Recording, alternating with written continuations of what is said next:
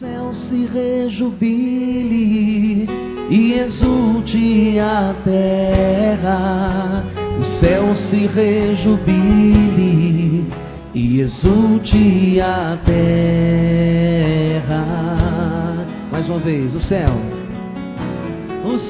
se rejubile e exulte a terra. O céu se rejubile e exulte a terra. Que as palavras do Santo Evangelho perdoem nossos pecados. Meus irmãos, dificilmente você que segue a liturgia diária, existe uma continuidade tão profunda entre as leituras de um dia para o outro, aonde a primeira leitura é continuação da primeira de ontem, o salmo é continuação do salmo de ontem, o evangelho é continuação do evangelho de ontem, como nesses dias que nós estamos vivendo. Há uma dinamicidade, e daí veio a palavra espírito, dínamos, aquele motorzinho que pega a água, com a força da água ele gira e produz eletricidade. Essa dinamicidade, essa força, esse movimento, essa progressividade que nós também estamos experienciando nesse acampamento. E essa dinamicidade, ela traz sempre uma ideia coerente, porque não é um continuismo, não é pura e simplesmente um carreiro de dominó que você aperta um e os outros vão caindo por acaso. Essa dinamicidade exige uma resposta pessoal, um compromisso pessoal. E a cada dia a palavra está desembocando para nós em assumirmos um compromisso para valer, um compromisso encarnado. O grande tema desse acampamento e que iluminará os caminhos da Canção Nova no ano que vem, Ele está no meio de nós. Mas se você observar o que nós estamos celebrando nessa oitava de Natal, precisaríamos continuar essa frase. Ele está no meio de nós. É uma certeza. Que você pode colocar uma exclamação, mas também precisa colocar 3 pontinhos, ou um ponto e vírgula, para dizer, Ele está no meio de nós. Agora, nós precisamos estar no meio daqueles que estão com Ele. Porque senão não vai adiantar nada Ele estar no meio de nós. E aí entra a nossa responsabilidade pessoal. Ele é um Deus conosco. Agora eu sou chamado a estar no meio daqueles que caminham com Ele. Ele caminha conosco. Eu preciso estar cada dia mais comprometido, isso é a igreja, no meio daqueles que caminham com Ele. O que exigirá, e veja a dinamicidade da missa de ontem, amanhã de hoje. Aliás, o dia inteiro de ontem e amanhã de hoje, que encerra essa manhã com essa missa. Para estar com Ele e para estar entre aqueles que estão com Ele, eu preciso fazer opções cada dia mais radicalizadas. E radical significa que possam ir até as raízes da minha história. E por isso que esse está sendo também um acampamento de cura interior, um acampamento de libertação. Talvez até cumprindo uma profecia que aparecia na televisão no convite para esse acampamento, quando passava rapidamente o nome dos acampamentos que tinha acontecido durante esse ano. Para que a gente pudesse experienciar aqui uma síntese, não como algo que alguém leu e resumiu para nós, mas fazendo cada um a nossa experiência. E veja que a liturgia de hoje está sendo iluminada por um versículo escolhido como oração e pregação da manhã de hoje, o Isaías 65, verso 16. Aquela que desejar, que querer ser abençoado na terra já, aqui, lá na sua cidade, como o Evangelho vai nos mandar voltar para nossa casa depois, desejará sê-lo pelo Deus fiel. Ou você faça uma opção radical por esse Deus, cortando tudo aquilo que é falso Deus, falsos deuses, deuses com D minúsculo, ou não será abençoado. Porque esse Deus fiel é o único que poderá arrancar de nossa vida as desgraças, porque as desgraças de outrora serão esquecidas. É Ele que pega os nossos pecados e joga lá na profundeza do mar. E já não lhes volverão ao Espírito. E é claro que aqui no Antigo Testamento, basta você ler o contexto, que esse Espírito aqui é muito mais abrangente do que a minha área espiritual, que inclui tudo aquilo que ontem nós meditávamos acerca do pensamento, e que hoje, a primeira leitura da missa em São João, mais uma vez ele vai voltar na questão de nós aprendemos a educar a nossa sensibilidade, as nossas emoções, os nossos sentidos para Deus, para que se cumpra essa profecia. Essa profecia rezada no Salmo de meditação, de uma forma linda, dizendo que nós estamos devendo algumas coisas para Deus. Ao menos na tradução da minha Bíblia diz isso claramente. Que nós estamos devendo a Deus o verdadeiro louvor. Por isso que o versículo 7b, 8, começa dizendo: tributai ao Senhor, famílias dos povos, tributai ao Senhor a glória e a honra.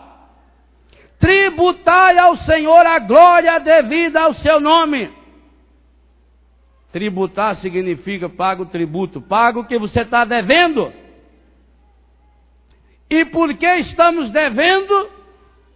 Padre Jonas nos falava hoje, profética, cirurgicamente, de como o encadido vai fazendo, como a cobra que atrai para si, a gente levar os louvores da nossa vida para o maligno. Estamos devendo louvores a Deus. E é hora de tributá-lo, é hora de pagá-lo, é hora de acertar as contas, é hora de fazer a nossa parte. Ah, meu Deus, por que tanta coisa dá errado na minha vida? E Deus está dizendo, porque você não está fazendo a sua parte.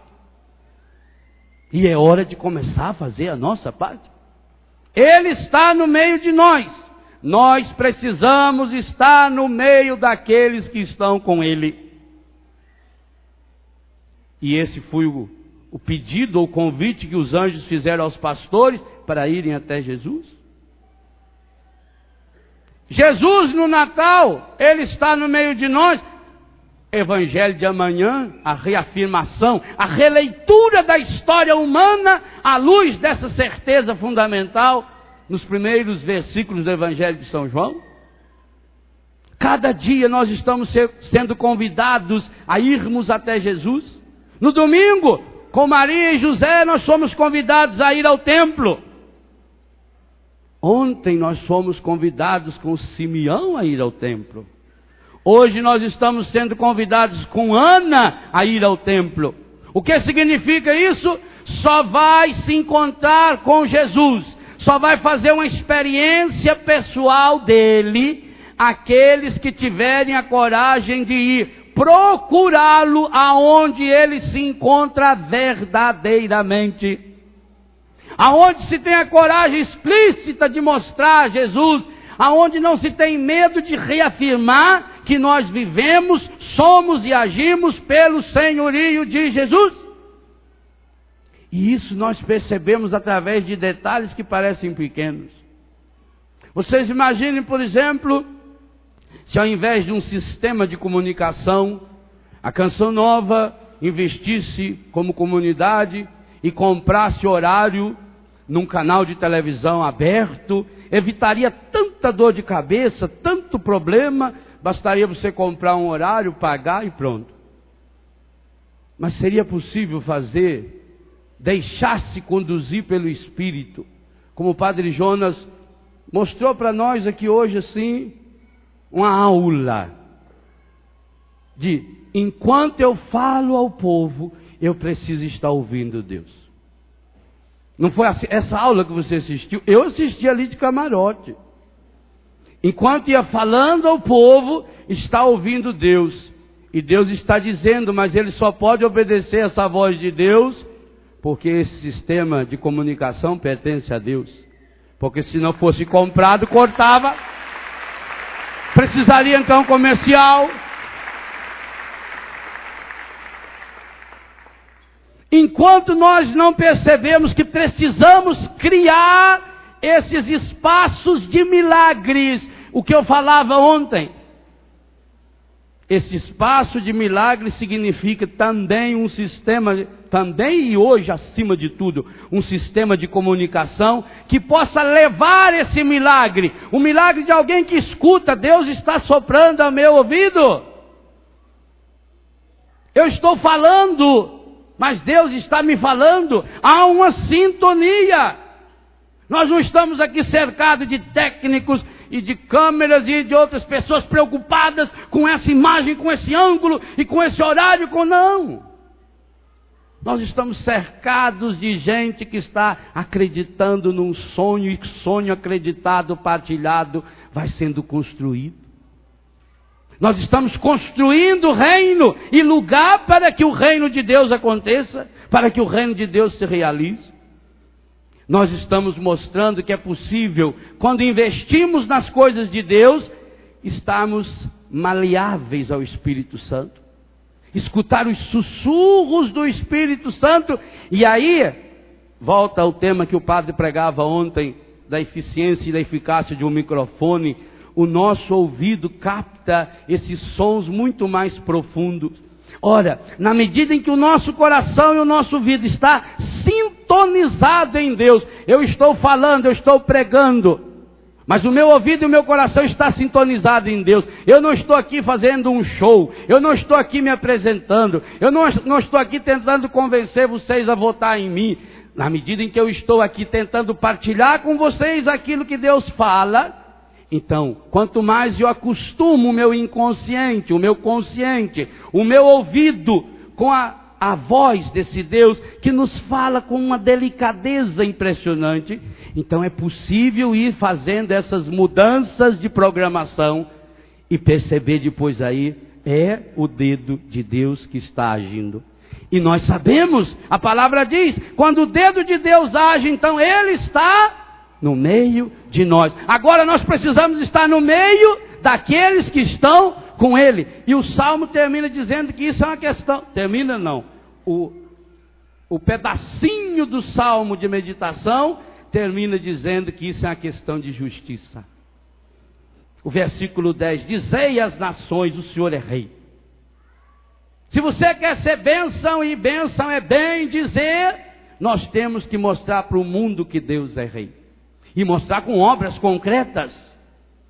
A terra não vacila porque Ele a sustenta e governa os povos com justiça. Que palavra espetacular! Justiça significa a gente ser ajustado aos moldes de Deus. Hoje em dia o povo não sabe muito mais do que ajustar as coisas. Antigamente, por exemplo, quando ia ter um casamento, a mulher mandava fazer um vestido. Ela tinha que ir 17 vezes na costureira para ajustar. Passava uma tarde inteira e ainda tinha que comprar o sapato e levar para ver se estava combinando. Aí ela tomava banho, fazia maquiagem só para ajustar o vestido. Ia lá e andava, e a costureira com aquele tanto de alfinete na boca, ia amarrando ali assim, puxava para cá, puxava para lá, ajeitava, e ela arrumava. Agora está ajustado, feito sob medida. Um paletó, fazer um paletó antigamente levava 2 anos. Só o forro do paletó você tinha que treinar umas 15, 20 vezes. E depois a ombreira para sair tudo certinho. E aqui você tinha que se andar assim, puxar, dobrar o dedo. E a ponta do paletó tinha que estar lá na ponta do dedo, esticado assim. E o botão, e virava, fazia o movimento para ver se não estava atrapalhando. Era. Você saía de lá prumado, era ajustado. Hoje não, hoje você compra qualquer roupa, veste de qualquer jeito.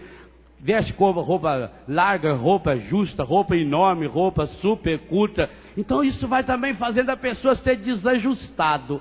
Ora, ser justo diante de Deus é ir deixando o Espírito Santo e me ajustando cada vez mais na medida que Deus projetou para mim. Olha que coisa maravilhosa.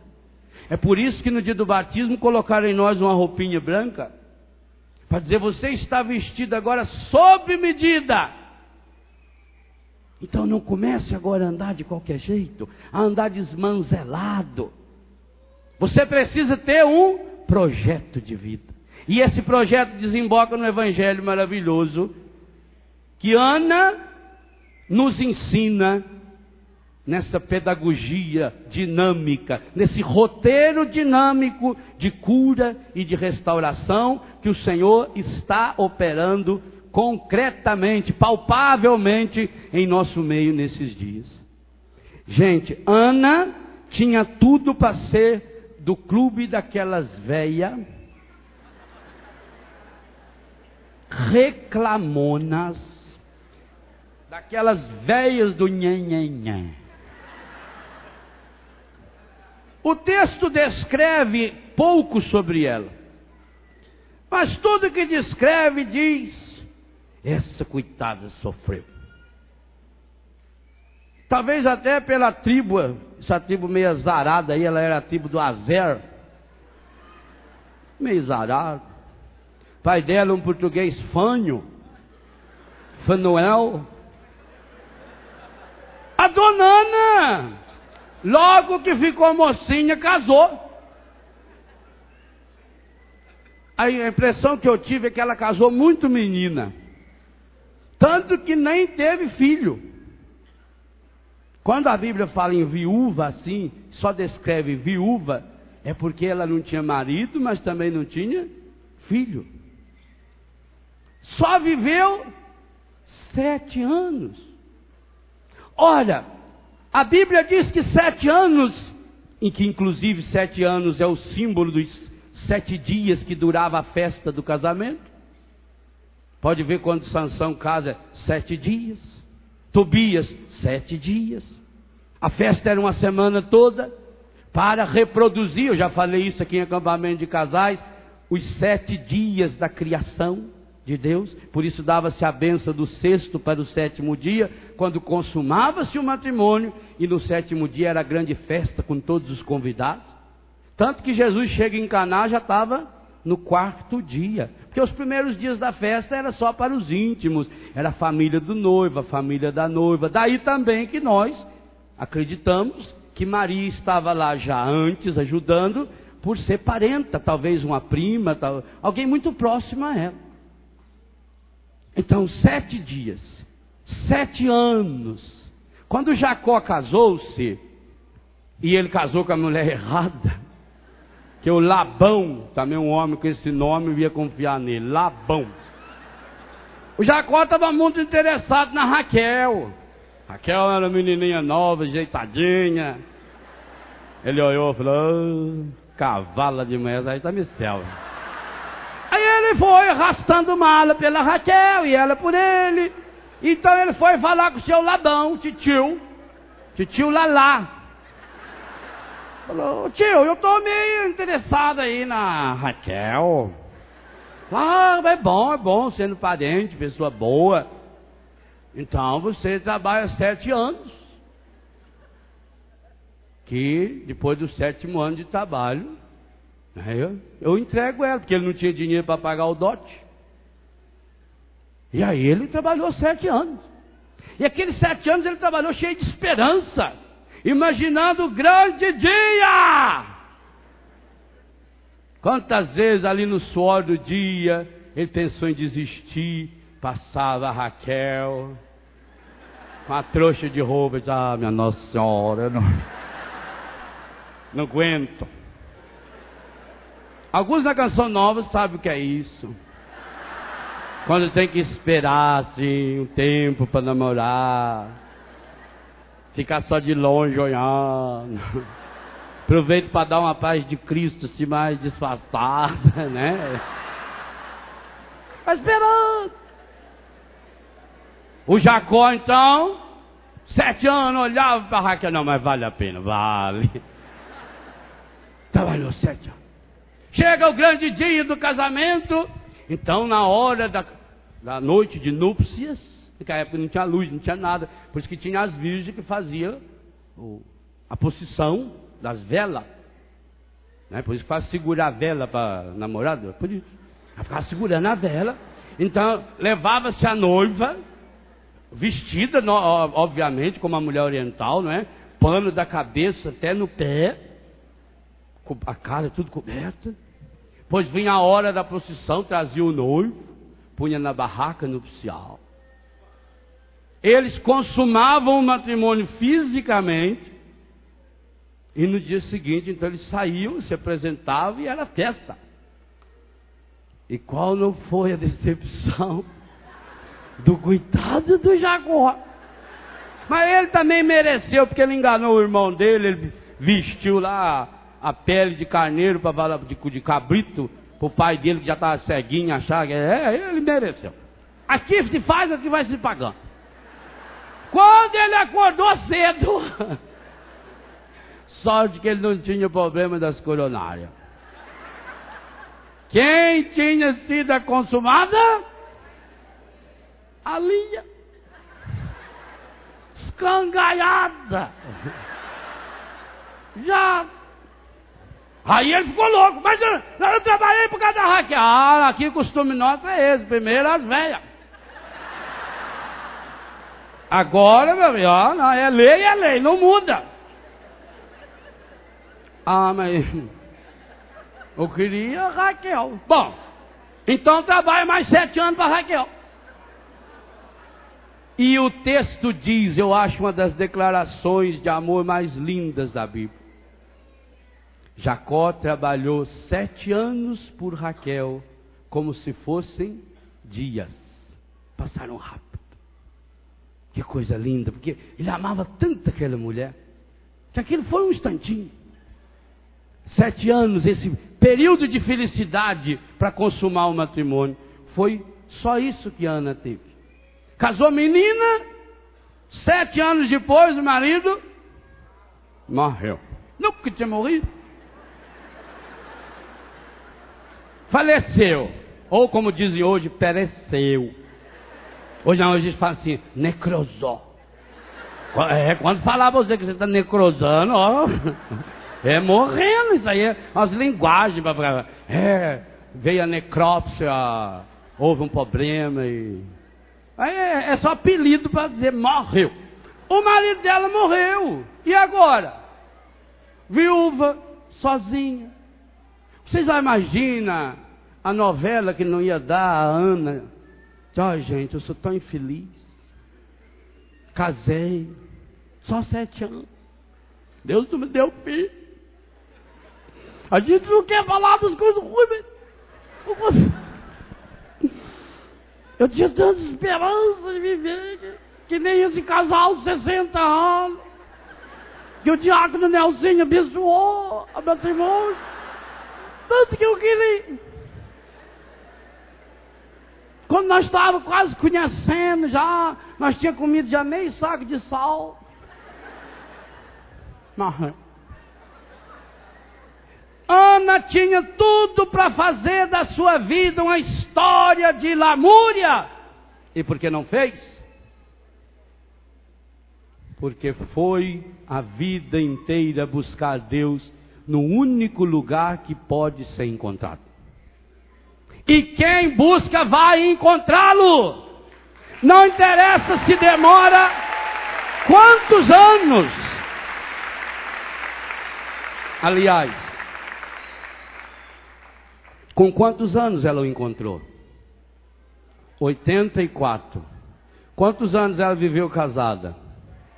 Divide 84 por 7. 12. 12 tribos de Israel. Não é por causa dos 12 signos do zodíaco, não. É 12 tribos de Israel, 12 apóstolos. Jesus com 12 anos se apresenta. A mulher que fazia 12 anos sofria de um fluxo de sangue. A menina de 12 anos que foi ressuscitada pelo Senhor, curada pelo Senhor. O número dos eleitos, que será 12 vezes 12 vezes 1000 para dar 144 mil. Gerações e gerações que podia ser sofrimento. Ela podia lamuriar 12 vezes 7. Mas não. Ela tinha uma meta. O mundo se afasta e deixa passar quem sabe para onde vai. Quem não sabe para onde vai se enrosca em qualquer coisa. Mas quando se sabe para onde vai, quando se tem uma meta, e meus irmãos, essa meta precisa, que coisa espetacular. Por que ontem nós ouvimos a palavra dizendo que Jesus é aquele que vai revelar os pensamentos do nosso coração? Porque nada existe de concreto aqui fora, se não existir de concreto aqui dentro. E isso é simples de você perceber. Você idealiza uma casa. Eu penso numa casa. Primeiro a casa nasce aqui na minha cabeça, no meu coração. Antes de nascer na cabeça, nasce no coração. No porquê eu quero ter uma casa. Antes de nascer o projeto do novo rincão, na cabeça do Eto, ele nasceu no coração do Padre Jonas. Então, primeiro nasce no coração. Ao porquê. Qual é a minha meta? É evangelizar. É dar conforto para esse povo que vem de tão longe. É criar um ambiente em que as pessoas possam estar confortavelmente ouvindo a palavra, partilhando vida. É por acreditar que esse é um lugar de milagre, o grande santuário do milagre, que Deus é capaz de uma brincadeira delicada como essa, de revestir o sol numa manhã com um arco-íris, para nos revelar que Ele está aqui, que eu estou nesse lugar, que esse lugar é Betel. Então, primeiro, nasce no coração. E nada de bom nasce no coração se você não tiver uma íntima sintonia do seu coração com o coração de Jesus. Nada. Quando nós sintonizamos o nosso coração com o coração do mundo, tudo que vai nascer no nosso coração, falei isso ontem, Mateus 15, será coisas que não prestam. Os frutos da resistência ao Espírito, dos quais nos fala São Paulo, no capítulo 5 de Gálatas. Os 15 frutos da resistência. Tudo aquilo que não presta, que abrange toda a desgraça do ser humano, igual Jesus abrangeu em Mateus capítulo 15, o mal que brota do coração. Então, se do seu coração está brotando projeto ruim, meu irmão, minha irmã, você precisa cortar os ajustes que você está tendo. Eu vou falar sobre isso quando falar da primeira leitura da missa de hoje. Eu preciso cortar. É preciso me ajustar meu coração. Então, primeiro nasceu o projeto no coração do padre. E o padre partilhou. E porque partilhou com alguém que está em sintonia com ele, volta um refrão que eu já citei 2 vezes e vou citar pela terceira. Ele está no meio de nós, nós precisamos estar no meio daqueles que estão com ele. Terceira vez que eu faço esse refrão para vocês. Então, porque está no meio de quem está com ele, o padre partilha o projeto que está no seu coração.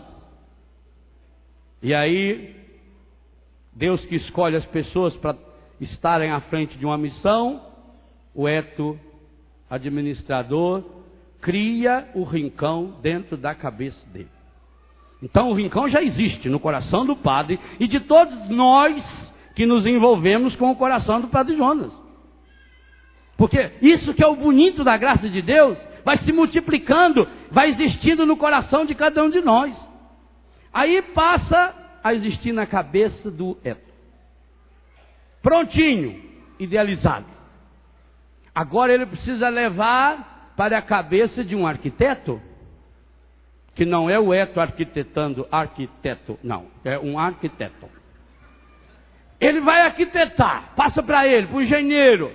Aí o engenheiro começa agora a fazer, desenhar. É concreto, o desenho é concreto, dá de ver, dá de você fazer uma maquete. Mas ainda não existe, nós não estamos lá ainda. Mas eu já vejo, eu já visualizo. Por quê? Porque na hora em que passou do coração do padre para a cabeça do Eto, e que o Eto passou para a cabeça de um arquiteto, de um engenheiro que desenhou, o padre olhou e falou: é isso, é assim mesmo. O projeto do meu coração é assim. É feita a senhora que está fazendo comida, e aí pega a colher, se for bem civilizada, higiênica, põe uma gota na mão, falta um pouquinho de sal. Está aqui na minha cabeça, agora está concreto. E agora, quanto tempo vai levar para ficar pronto? Isso não interessa muito pouco. O projeto já existe, já é concreto. Então, do coração, ele vai para a cabeça. Da cabeça começa a descer para as mãos. Eu preciso de você. O ouro que você tem não é seu. Vamos lá. O dinheiro aí, eu preciso. Eu preciso me expor. E a minha mão só não adianta. E não resolve o sujeito que ganhou na lotaria e resolveu doar toda a construção. Não, aí não seria esse rincão do meu senhor, seria do senhor fulano, do senhor cicrano. Agora, se é do meu senhor, preciso que eu e você e cada um de nós dê. E dê o quê? Dê aquilo que cada um pode dar. E quanto que cada um pode dar? O máximo. Enquanto não der o máximo, nós estamos numa igreja michuruca. Então ele vai sendo construído. O projeto realizado, que um dia será inaugurado, aonde nós vamos estar lá dentro, do mesmo jeito que hoje nós estamos aqui, ele estava prontinho no coração do padre. Por quê? Porque o padre estava em sintonia com o coração de Deus. Esse exemplo que eu estou dando, isso precisa ser concretizado na sua vida. Você está se preparando para quê? Que projetos você está idealizando? Se você só alimenta o seu ouvido, os seus olhos, a sua inteligência, com as coisas light, suaves, no que você vai se transformar? Se você precisa enfrentar inimigos pesados, você tem que se alimentar muito, muito, muito bem. Uma pessoa deitada no hospital, ela não precisa comer quase nada. Mas um sujeito que luta boxe, ele precisa comer 5 quilos de comida por dia. Porque ele gasta. Ele gasta numa coisa besta, mas gasta, tem uma borrada lá. Ele gasta essa energia que ele consumiu do alimento. Assim também, você está alimentando o seu coração com o quê? Vai ligando o que nós ouvimos na primeira leitura. Ana tinha um projeto. E quem tem um projeto, grave bem isso, azar do que aconteça daqui até lá. Se o projeto já existe aqui, ele vai se concretizar lá, contra a vontade de quem quiser ser contra, porque ninguém segura a obra de Deus.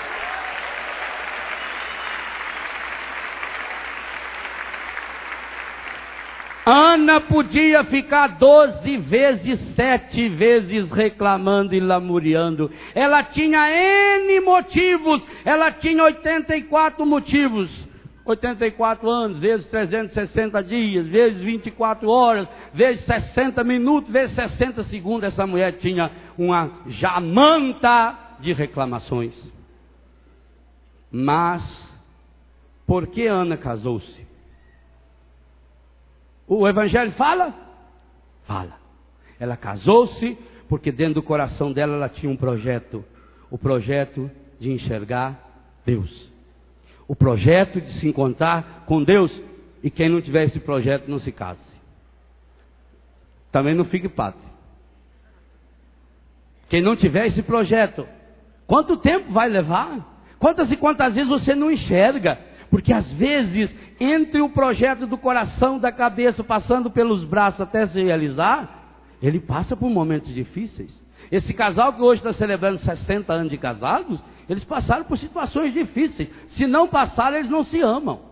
Porque amar é superar. Amar precisa ser um reafirmar a cada dia. E aliás, se eles se casaram há 60 anos, eles não estariam juntos. Para estar juntos, eles precisam estar se casando cada dia desses 60 anos. Cada dia precisa estar reassumindo. Principalmente naqueles dias difíceis, nos dias maus. A mesma coisa esse casal com 25 anos. É cada dia. Eu não fiquei padre no dia tal há tantos anos atrás. Hoje, quando me levantei de manhã, enquanto fazia a minha barba, enquanto tomava o meu banho, eu preciso me consagrar inteiro a Deus. Eu preciso reafirmar o meu sacerdócio a Deus. Assim vai acontecendo com sua vida também. Ana tinha um projeto. E porque tinha esse projeto, mesmo tendo acontecido desgraça de perder o marido tão rápido, de não ter tido filhos, ela não descambou, e poderia ter descambado. São Paulo conta, 1 ou 2 vezes pelo menos, que tinha umas viúvas ali que Deus o livre e guarde. Umas viuvinhas que a única coisa que sabia era falar mal da vida alheia. Que não faziam nada, que não trabalhavam, porque o serviço delas era atazanar a vida alheia. E por isso quer dizer que quem não trabalha não deve comer. Teria muita gente magra nesse mundo. Ela teria muitas opções para viver a sua viuvez. Podia viver uma viuvez, gente, na futilidade que tantas viúvos, solteiros, casados, sacerdotes, religiosas e religiosos vivemos. Mas ela tinha um projeto. E cada dia que passava, do mesmo jeito que a cada dia que passa nos aproximamos do encontro com o Senhor, na vinda gloriosa dele, o que nós rezamos em toda a missa, Maranatá, vem Senhor Jesus, anunciamos, Senhor, a sua morte, proclamamos a sua vinda gloriosa, esperamos ansiosamente essa sua vinda. Do mesmo jeito que cada dia que passa nos aproximamos desse alvo, que é o encontro com o Senhor. Isso também foi acontecendo na vida de Ana. E a cada ciclo de 12 vezes 7, ela foi se aproximando, e porque estava lá, ela pôde experimentar. Como você, porque está aqui, você está podendo experimentar. Ou você aí em frente da televisão, ouvindo rádio no seu carro, diante desse computador aí do outro lado do mundo, você está podendo experimentar, está podendo experienciar essa graça. Ele está no meio de nós, nós precisamos estar no meio daqueles que estão com eles. Então, antes de ir para qualquer lugar, eu preciso perguntar: o Senhor está lá? E se a resposta for não, eu não posso ir. A não ser que eu não queira fazer essa mesma experiência que Ana fez. Essa experiência de Ana mostra para mim e para você que a vida cristã é dinâmica. Não é passe. Não é dar 3 ou 4 pulinhos. O sujeito vai lá, entra no mar e dá 3 pulinhos de ré. Engatou uma ré na vida, que é o quê? Só vai para trás. É ir de frente. Por quê? Sabe por que nós não pulamos para trás do mar? Porque nós acreditamos que o mar é Deus e o barco sou eu, e eu vou é nele. Não é isso, Nelson? É isso que nós cremos. Porque nós sabemos que não dá para voltar. Ana sabia, não dá para voltar. Eu tenho uma meta. Eu sei que eu vou me encontrar com o Senhor. Por isso, que coisa linda. Eu gostei muito dessa palavra na tradução da Ave Maria, porque lembrei meus tempos de moleque, lá no Biguá. O povo da roça é um povo muito sábio. Ele educa a pessoa para ser forte. Então a criança, desde pequena, ela já vai aprendendo a trabalhar. Por exemplo, para acender fogo, precisa de lenha, precisa de graveto, precisa de palha seca de pinheiro. Então, quando você é molequinho, fraquinho ainda, 5 anos, você vai buscar a palha. Quando você tem lá 7, 8, já pode buscar o graveto, que é aquela lenhinha fininha. E depois, de adulto, já pode ir lá juntar as lenhas que o pai cortou. E depois de moço, você já pode rachar a lenha. Então você vai, é gradativo. Um dos serviços que eu tinha era apartar os bezerros. E o que é apartar os bezerros? Separá-los. Porque senão deixava eles com a vaca, ele mama o dia inteirinho. Inteirinho. Aquilo vira uma coisa direta. Entra e sai, entra e sai. Entra branco e sai preto, mas é leite. Às vezes sai meio amarelo, verdade. E aí chega no dia seguinte, você vai querer roubar o leite da vaca para você. O danado do bezerro mamou tudo. Então você tirava o leite, deixava os bezerros, ele ficava ali lambendo a mãe lambendo ele, aquela coisa. Aliás, você que tem, por exemplo, muita coriza, deveria aprender com os bezerros como a mãe ensina a limpar o nariz. Eu acho aquilo uma coisa espetacular. Então ele vai ficando passeando com a mãe, e a mãe lambe ele, e tá, etc, conversa, né? A mãe vai ensinando o idioma, os perigos da vida, mas chega uma hora que nós vamos lá e aparta os bezerros. Era o meu serviço. Às vezes eu estava brincando no campo, eu estava na igreja, eu vim embora correndo. Era a minha obrigação, apartar os bezerros. Ana não se apartava do templo. Que coisa linda, gente. Significa que a religião não pode ser uma parte da minha vida. Que a minha fé não pode ser um momento isolado. Quando eu estou aqui, eu sou carismático, eu falo tudo quanto é língua. Quando eu estou aqui, eu sou cariasmático, que só sei falar mal da vida dos outros em tudo quanto é língua. Eu não posso me apartar. Você tem que estar convicto de uma coisa: Ele está no meio de nós, mas nós precisamos estar no meio daqueles que estão com Ele o tempo todo. Andando, sentado, dormindo, vai dizer o Salmo 138, até mesmo quando a gente estiver lá no abismo. Não podemos nos apartar, não adianta nada. Se você chegar, quando voltar para sua casa, como o Evangelho sugere que eles fizeram, e você apartar, quer dizer, deixar de lado, deixar à parte, trancar numa gaveta tudo que você anotou, o livro que você comprou, o CD que você ouviu, e voltar para o seu mundinho antigo. Ô meu irmão, você vai, ó, pior do que antes. Segunda carta de Pedro, capítulo 2, versículo 22, não tem jeito de errar. 2 Pedro 2, 22. A porca volta ao vômito, à lavagem. O cachorrinho volta ao vômito, a sujeira. É pior. Eu não posso me apartar. Então eu preciso já pensar, e a primeira leitura nisso vai dar uma aula espetacular. Eu não posso criar condições que me apartem desse Deus. Eu tenho que ter uma meta, eu tenho que ter um projeto, ele nasce no meu coração. Talvez Deus, talvez não, com certeza, Deus está semeando projetos espetaculares no coração de cada um de nós aqui. Mas infelizmente eu tenho que ser honesto com você, nem todos irão concretizar. E sabe qual é o pior tipo de pessoa que existe na face dessa terra? Os derrotados. Derrotado não vai para o céu. Derrotado só para o inferno. Inferno inferior, é lá para baixo. Derrotado, quando morre, você tem que dar descarga. Cave um buraco lá no fundo da sua casa, deixa ele aberto, e vai daí um mês olhar o que tem lá dentro. Só o que não presta. Cai um sapo morto lá, já vem uma copa morder ele, comer aquilo. Outro bicho vem, já escorre para lá o esterco, as folhas, a sujeirama. O rato já faz um ninho ali, e assim. Se você quer viver um projeto de Deus na sua vida, se aparte do que não presta. E às vezes o papai ensinava, a cerca tinha que ser muito bem feita. Cerca do pasto do bezerro, tinha que pôr a tábua juntinha, pertinho, e tinha que ser tábua boa. Porque o bezerro, ele é louco para ficar com a mãe dele. Ele faz tudo para ficar com a mãe. E uma coisa que o homem da roça sabe é isso. Se você tiver um bezerro que arrebenta a cerca, elimina-o. Porque senão ele vai ensinar todos os outros bezerros a arrebentar a cerca. O bezerro quer ficar com a mãe. Então também para me apartar eu vou precisar, quem sabe, construir um chiqueirinho desse lá. Eu preciso colocar uma grade. Eu preciso colocar limites.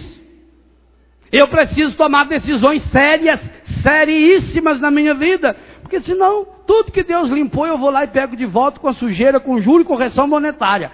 E aí, meu irmão, o autor de Hebreus já diz, é lastimoso, muito melhor seria se a pessoa não tivesse se convertido. E São João no Apocalipse fala a mesma coisa, ou você seja quente ou frio. Porque se vir com esse cristãozinho light aí, morno, isso causa mal ao estômago de Deus. Então Ana tinha um projeto. Ela não se apartava. Gente, não significa que ela morava no templo. No templo não podia morar, ainda mais mulher. Significa que ela ia para a casinha dela. Que as horas que o templo estava fechado, ela não podia estar lá dentro. Mas significar não se apartar é que quando ela ia embora do templo, ela levava o templo dentro do seu coração. Nós sempre carregamos dentro do nosso coração aqueles e aquelas que nós verdadeiramente amamos. Então não ame o pecado, porque senão você vai carregá-lo dia e noite dentro do seu coração, e ele vai com você aonde você estiver. Por isso que você pode estar no lugar mais santo do mundo, mas a sua cabeça está pensando só o que não presta. Ou não é verdade isso que acontece? É o que diz a primeira leitura. A concupiscência dos olhos, da carne, que leva à cobiça, e que vai nos destruindo. Ana não se apartava, não se afastou de Deus. Deus estava sempre com ela, servindo a Deus. Só aqui já dava uma pregação maravilhosa. A quem nós estamos servindo? Como Josué um dia teve que tomar a decisão, eu e minha casa serviremos ao Senhor. Você serve quem você quiser. E talvez não tenha que dizer isso para a família. Vocês aqui agora continuem servindo quem vocês quiserem. Eu vou servir o Senhor. Mas esse servir ao Senhor não é só uma oraçãozinha emotiva. Ó Senhor, aleluia, Senhor, glória a Deus, Senhor. Não. Essa mulher de 84 anos fazia orações, está no plural, ou minha Bíblia está errada. E jejuns. Não é uns jejuns, né? Jejuns. Plural. E tem gente aqui que é uma vergonha. E Jesus deixou bem claro que certas espécies de encardido, sem essas duas coisas aqui, você não... Por que será que Jesus copiou a Ana aí? Falou para os apóstolos dele. Jesus disse, ó, certas espécies de demônios se só vão expulsar com muito jejum e muita oração. Muito, é plural. Ela já estava dispensada do jejum. Era só até 60 anos, 70. Não. Quem tem um projeto de vida não se dispensa nunca. O tempo todo. Se eu não posso mais fazer um jejum, quem sabe pela minha idade, ou pela função que eu vou exercer, porque o inimigo ele aconselha coisa boa na hora errada. Eu dizia isso, Padre André. Por exemplo, você vai viajar de carro. Você vai dirigir, como eu vim lá do sul, 1000 quilômetros no volante. Aí o inimigo me sugere que a noite anterior eu passe em vigília. Lá diante do Santíssimo, olha que coisa linda. Fica até às 5 da manhã em vigília, às 6 eu pego o carro e dirijo 1000 quilômetros. Chego aqui? Não. Por isso nós temos que estar com o dom do discernimento em dia. Se eu não posso fazer esse tipo de jejum, eu não posso ficar sem comer, eu não posso ficar sem comer porque o meu corpo vai exigir, eu posso ficar sem comer aquela carne, ou aquele doce, ou isso, ou aquilo, ou aquele refrigerante. Eu lá em Foz, na nossa casa, fiquei tão feliz. Agora, todo mês eu passo nas casas, um dos meninos veio se confessar comigo que ele estava muito triste. Porque ele tinha feito um propósito no advento, e tinha caído uma vez naquele propósito. Que coisa linda. Alguém que vem da droga, gente. Está estrupiado pelo encardido. Agora está com peso na consciência, e era um propósito pequeno, coisa humanamente falando muito simples, mas foi o propósito dele. E você? Quantos não tiveram um feliz Natal? Porque não fizeram nada. A igreja se vestiu de roxo, a pessoa se vestiu de vermelho, de preto, ou ficou pelada onde não devia ainda. Jejuns e oração. É garra, é luta. E a sua vida não era de lamúria. O versículo 38 diz que ela isso aqui é fantástico. Louvava a Deus. Olha que oração. Agradecia a Deus. Louvava a Deus por estar viva. E falava de Jesus a todos aqueles que em Jerusalém esperavam a libertação. Ô veinha boa. Ô veinha faladeira. E você tem que ser uma veinha faladeira que nem ela. Ela é uma evangelizadora. Ela fala de Jesus. E é isso que nós temos que ter a coragem de fazer. Falar de Jesus para as pessoas. Mostrar para as pessoas que o caminho é Jesus, que a verdade é Jesus, que a vida é Jesus, que Ele é o único nome pelo qual nós podemos encontrar a vida plena. E por isso ela se encontrou com Ele. Quem louva o Senhor, quem reza, quem jejua, quem permanece firme na sua trilha, esse ou essa vai se encontrar com Jesus. E aí o Evangelho termina dizendo que Jesus voltou para a sua terra. E que ele agora assume essa dinâmica para si. Ele se fortificava, estava cheio de sabedoria, e a graça de Deus repousava sobre ele. E aí você poderia perguntar: o que eu posso fazer, Padre, para que esse menino, essa criança que está nascendo no meu coração nesse acampamento, essa criança que é a minha fé, essa experiência de Deus que eu estou tendo, o que eu devo fazer para que isso também faça esse roteiro de Jesus, cresça, fortifique, se encha de sabedoria e da graça de Deus? Eu termino com aquilo que começou a liturgia da palavra, aquilo que São João fala, e que nem precisa mesmo falar muito, não dá mais tempo também. Nem preciso falar muito, porque São João, mais explícito aqui, só se ele pegasse um martelo e metesse na nossa cabeça. Você quer crescer em Deus? Você quer de fato concretizar o projeto de Deus na sua vida, feito Ana? Você quer ter esse encontro pessoal com Jesus? Então a palavra te dá certezas para iluminar o seu caminho. E a primeira certeza é: vossos pecados vos foram perdoados do seu nome. Que coisa linda o versículo 12 que começa a primeira leitura. Tome posse dessa certeza. O encardido vai mentir para você dizendo que você está ainda no pecado. Não está mais no pecado. O seu pecado foi perdoado no nome de Jesus. E quantas vezes hoje Padre Jonas repetiu que em nome dele libertava você?